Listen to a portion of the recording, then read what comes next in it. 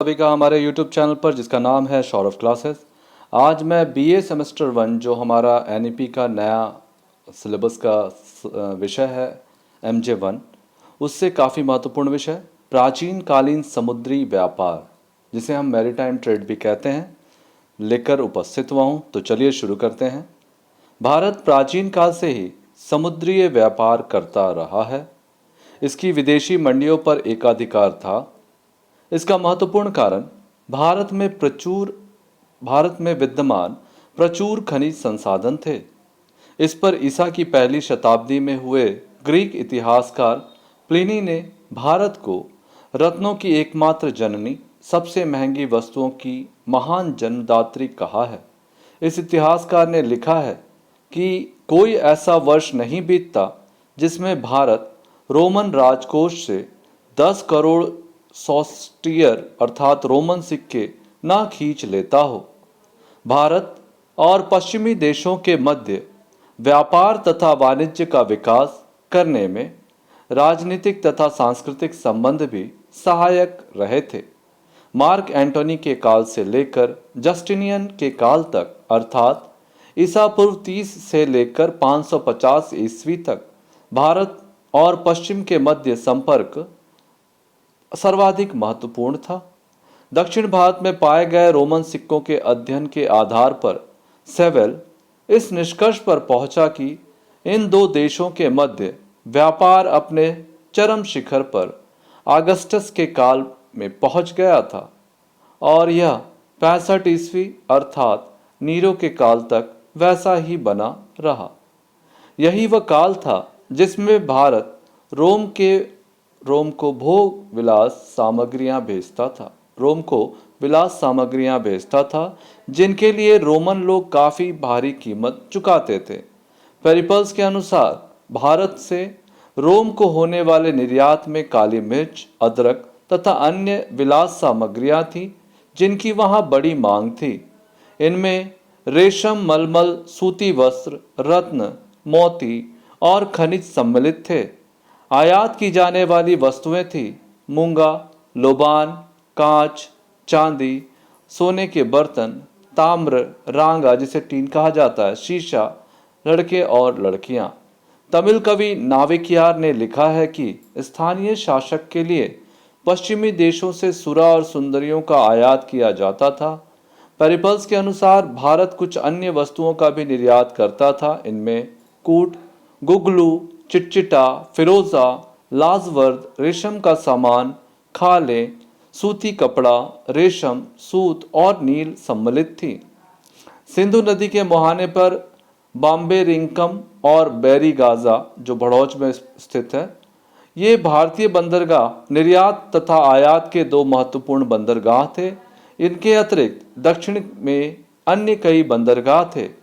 सामान्यतया बंदरगाहों से वही सामान भेजा जाता था जिसे आसानी से उत्पादन केंद्रों से ढोकर लाया जा सकता था।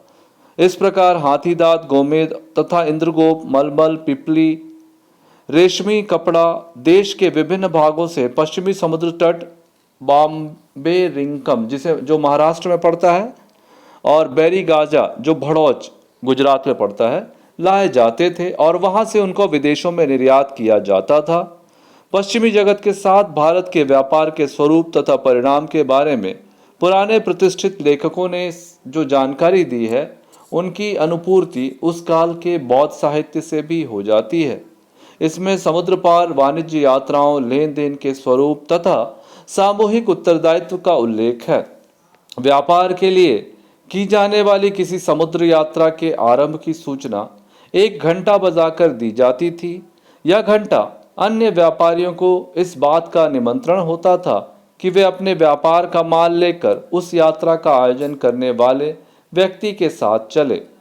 इस प्रकार की समुद्र यात्रा के लिए प्रोत्साहन होता था। मुफ्त यात्रा और नाव के शुल्क, भाड़े आदि से छूट। दिव्यदान के अनुसार इस प्रकार के निमंत्रण की अनुक्रिया बहुत होती थी और 500 तक व्यापारी समुद्र पार जाने के लिए उपस्थित होते थे। जब पूरन ने निमंत्रण दिया था तब कुछ व्यापारी श्रावस्ती से आए थे। वासवग्रास के बलसेन ने अनेक व्यापारियों के साथ अपने नगर से बंदरगाह तक की यात्रा की थी। भारत में विदेशी व्यापार पश्चिमी एशिया और अफ्रीका तक फैला था। उत्तरी और अपेक्षाकृत अधिक महत्वपूर्ण मार्ग तक्षशिला से कपिशा, बैक्टीरिया, हेकाटोम्पाइलोस और एकबालाना होते हुए सैलूसिया तक पहुंचता था, जबकि दक्षिणी मार्ग सिंधु नदी घाटी के सिस्तान और कार्मेनिया होते हुए उसी सैलूसिया से मिलता था। समुद्री मार्ग पश्चिम भारत के समुद्र तट के बंदरगाहों को ईरान की खाड़ी होते हुए सैलूसिया से दक्षिण अरब के बंदरगाहों से होते हुए मिस्र से मिलाता था।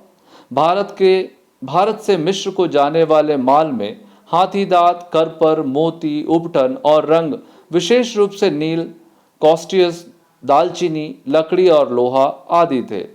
ईसा पूर्व 166 ईस्वी तक एंटियोकस चतुर्थ ने दाफने में भारतीय हाथीदांत और मसालों की प्रदर्शनी की थी।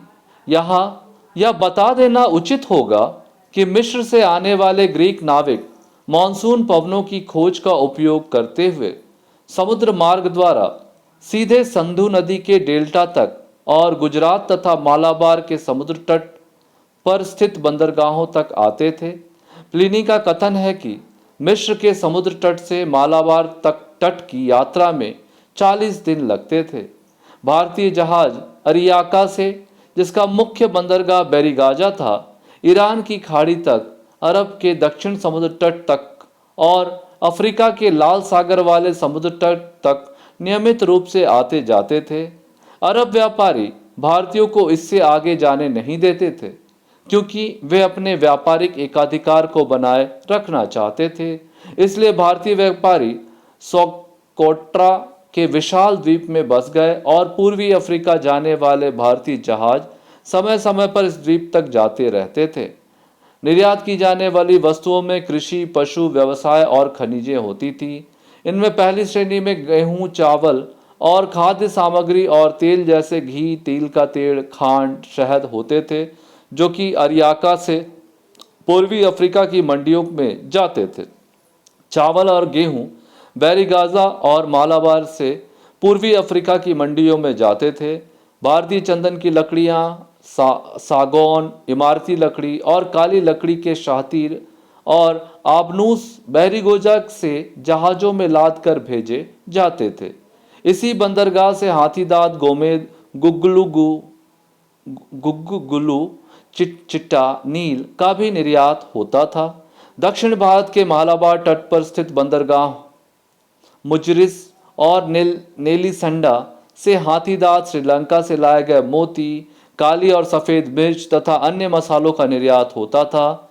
धातु के बर्तन, लोहा और इस्पात अफ्रीका से सोमाली समुद्र तट तक के रास्ते मिस्र भेजे जाते थे। बाबे रिंकम में मुख्यतः उन पदार्थों का निर्यात होता था जो पश्चिम भारत में होते थे। चिटचिटा, नील, गोंद, स्थानीय बुने हुए वस्त्र और रेशम का निर्यात इस बंदरगाह से होता था। भारतीय पशु जैसे सिंह और बाघ, लंगूर, बंदर और तोते भी रोम में बिकते थे। रोमन लेखकों ने भारतीय तोते की कई किस्मों का उल्लेख किया है। ईसा की पहली शताब्दी में रोमन लोगों की भारी मांग को पूरा करने के लिए भारतीय सुगंधित पदार्थों, मसालों तथा अन्य वानस्पतिक उपजों का व्यापार काफी बढ़ गया था। निष्कर्ष में हम देखेंगे, इस प्रकार उपरोक्त अध्ययनों से यह स्पष्ट होता है कि भारतीय प्राचीन काल से ही समुद्री अर्थात विदेशी व्यापार में अग्रणी रहा है। प्राचीन काल की अंतिम प्रावस्था में फलता फूलता आयात निर्यात व्यापार अंतर्राष्ट्रीय व्यापार बिरादरी के सहयोग का और भारत के विभिन्न भागों में तथा अन्य एशियाई देशों में विशेषीकृत वस्तुओं के निर्माण का परिणाम था। यह दुर्भाग्य की बात है कि हमें इस काल के निर्यात व्यापार का उल्लेख नहीं मिलता, जिस प्रकार ईसा की पहली शताब्दी में प्लिनी ने लिखा है। यह बहुत संभव है कि अरब प्रतिस्पर्धी भारतीयों से सहयोग करते हुए भी सारे समय उन्हें इस क्षेत्र से निकाल बाहर करने के लिए बेचैन थे और बाद में उन्होंने ऐसा कर भी दिया। तो इस प्रकार से हमारा यह विषय यहीं समाप्त होता है। आज के लिए इतना ही। धन्यवाद।